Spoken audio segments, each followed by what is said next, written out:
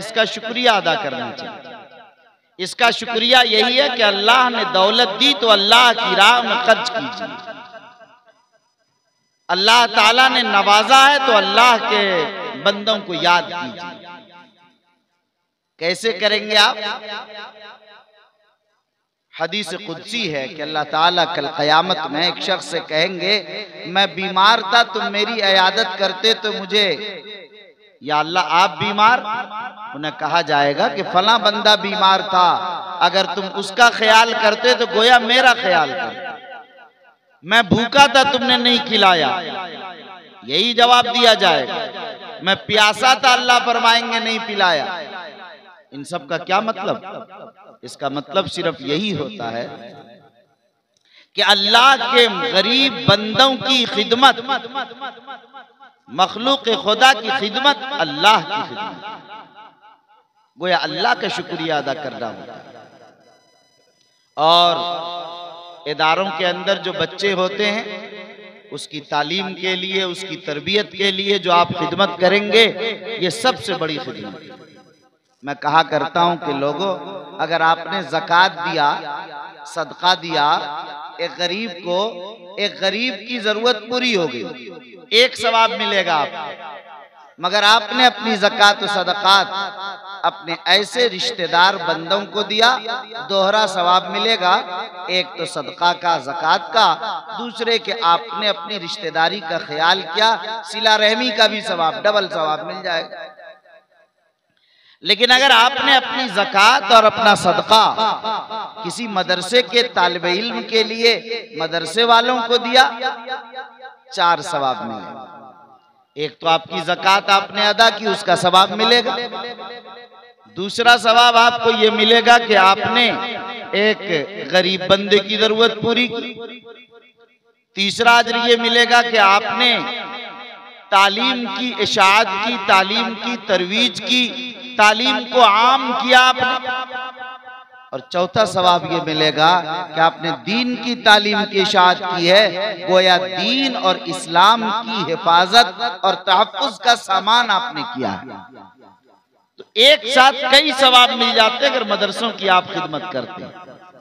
अल्लाह ताला ने आपके यहाँ इदारा दिया है, यह मदरसा फलाहुल मुस्लिम है, यहाँ लड़कियां पढ़ती हैं।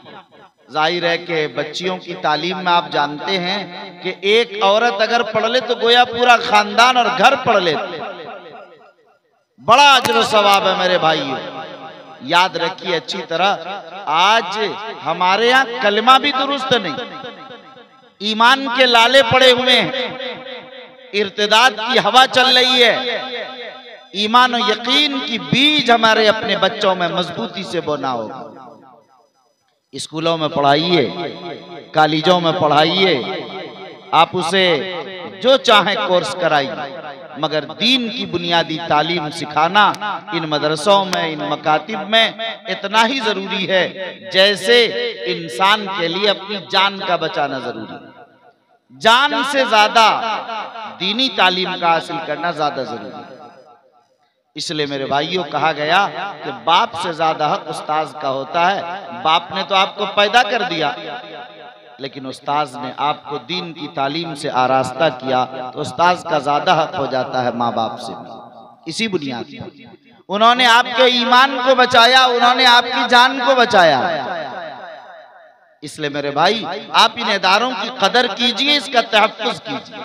यकीन मानिए इस बात को अच्छी तरह कि जब तक ये मदारिस बाकी रहेंगे, ये मराकिज़ बाकी रहेंगे, ये मराकिज़ तालीम के इदारे बाकी रहेंगे, खानकाहें बाकी रहेंगे, ये तालीम के इदारे बाकी रहेंगे, मुसलमान और इस्लाम बाकी रहेगा, ये कुरान और हदीस बाकी रहेंगी, ये नमाज और रोजे बाकी रहेंगे, ये निज़ाम शम्स कमर चलता रहेगा। लेकिन जिस दिन ये मदरसे खत्म हो जाएंगे, खानकाहें बंद हो जाएंगी, तबलीगी जमात के मराकिज़ बंद हो जाएंगे, दीन की खिदमत के इदारे बंद कर दिए जाएंगे, ये तंजीमें बंद हो जाएंगी, ये इदारे सूख जाएंगे, खुश्क हो जाएंगे। तालीम और खिदमत के जितने मराकिज़ हैं, इन तमाम मराकिज़ में असल मरकज मदरसा है, असल मरकज मकतब है।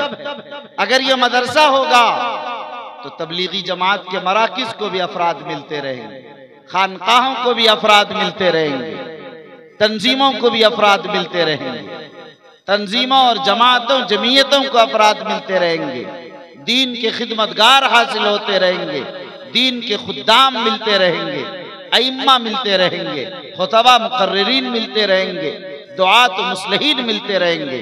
अगर ये मदारिस नहीं होंगे किसी भी इदारे को अफराद नहीं मिल पाएंगे। इसलिए मेरे भाइयों, इन छोटे छोटे इदारों को आप मामूली न समझिए। ये इदारे इतने गैर मामूली हैं कि इसी इदारे की निस्बत है मोहम्मदुर रसूलुल्लाह सल्लल्लाहु अलैहि वसल्लम के सुफ़्फ़ा के चबूतरे से। सुफ़्फ़ा के चबूतरे पर भी हुजूर ने मदरसा कायम किया और हुजूर ने उसी सुफ़्फ़ा पर बैठने वाले तालबा को पढ़ाया। इसीलिए हुजूर ने अपना नाम जो रखा, इन्नमा बुइस्तु मुअल्लिमा, मैं मुअल्लिम बनाकर भेजा गया। ये नहीं कहा कि इन्नमा बुइस्तु, क्या कहते हैं कि मुबल्लिगा, इन्नमा बुइस्तु और ज़किया, इन्नमा बुइस्तु तक़िया, इन्नमा बुइस्तु सूफिया, इन्नमा बुइस्तु मुजाहिदा। ये नहीं कहा कि मैं जिहाद के लिए पैदा किया, मैं खानकाह में तज़किये नफ्स के लिए पैदा किया गया, मैं फला और फला। अगर ऐलान किया, अपनी शनाख्त बताई, इनफरादी शान बताई, अपना तशख़्ख़ुस बताया, अपना असल तारुफ कराया, अपना असल मकसद बताया, सबसे अजीब मकसद जो बताया वही बताया कि मैं तालीम देने वाला बनाकर इस दुनिया में भेजा गया हूँ, मैं मुअल्लिम हूँ।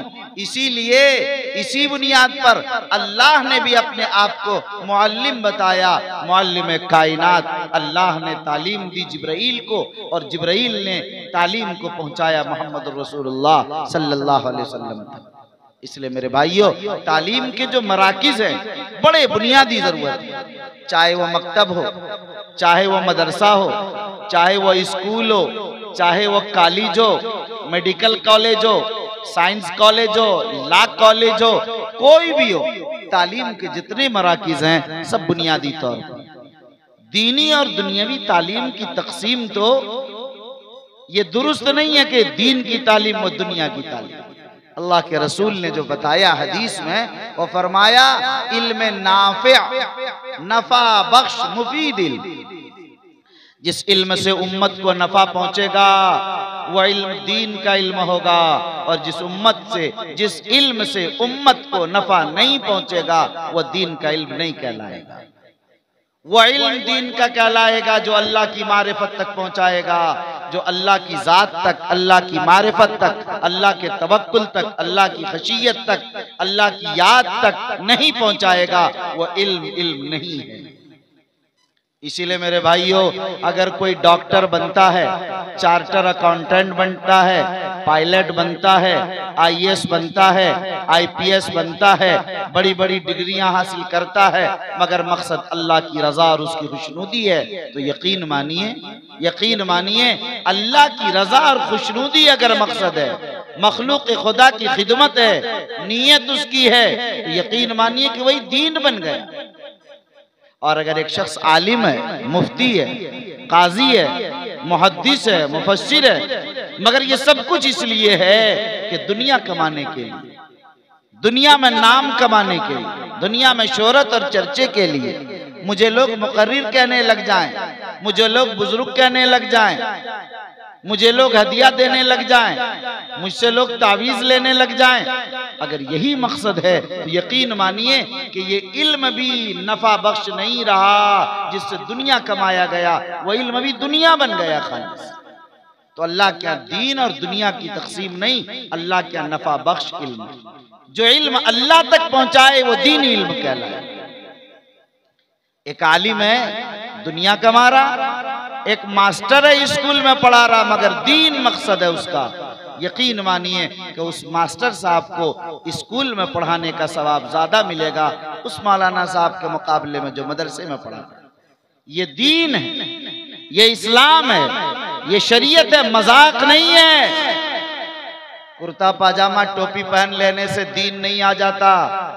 दीन उस तकवा और परहेजगारी का नाम है जो अल्लाह ने दिल में रखा है। अगर दिल का लोथड़ा पाकीज़ा है सारा अमल पाकीज़ा होगा, अगर दिल साफ नहीं है सारा अमल गंदा हो जाएगा। इसलिए मेरे भाइयों, आप इस बात को अच्छी तरह समझ लीजिए कि दीन का जो मिजाज है, शरीयत का जो मजाक है, वो असल ये है कि हमारा हर अमल अल्लाह की रजा के लिए हो, हर काम अल्लाह को खुश करने के लिए हो। अगर अल्लाह की रजा के लिए हम जो भी काम करेंगे, अल्लाह हमें उस मंजिल तक, उस मकाम तक पहुंचा देंगे। आप जानते हैं कि एक मामूली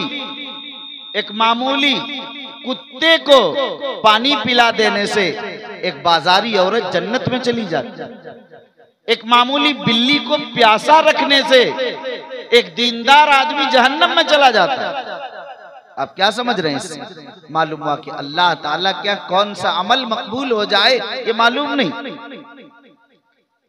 इसीलिए हजरत अली रजी अल्लाह ताला अन्हु का जो कातिल है इब्ने मुलजिम जिसका नाम है, लिखा इब्ने मुलजिम के बारे में कि वो कह रहा था कि मुझे उस वक्त कत्ल किया जाए जब मैं जिक्रुल्लाह कर रहा हूँ, हर वक्त जबान पर जिक्रुल्लाह जारी, लेकिन हुजूर ने फरमाया कि वो जहन्नम में जाएगा।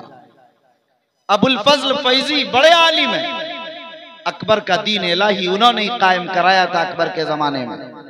ये अबुल फजल फैजी इतना बड़ा आलिम, इतना बड़ा मुफस्सिर कि कुरान मजीद की पूरी तफसीर अरबी जबान में लिखी और बगैर नुक्ते वाले हुरूफ से पूरे कुरान की तफसीर लिख दी। कितना इल्म रहा होगा, नुक्ते वाला हरफ इस्तेमाल नहीं किया, बगैर नुक्ते वाले हरफ से अरबी जबान में पूरे कुरान की तफसीर लिख दी अबुल फजल फैजी ने।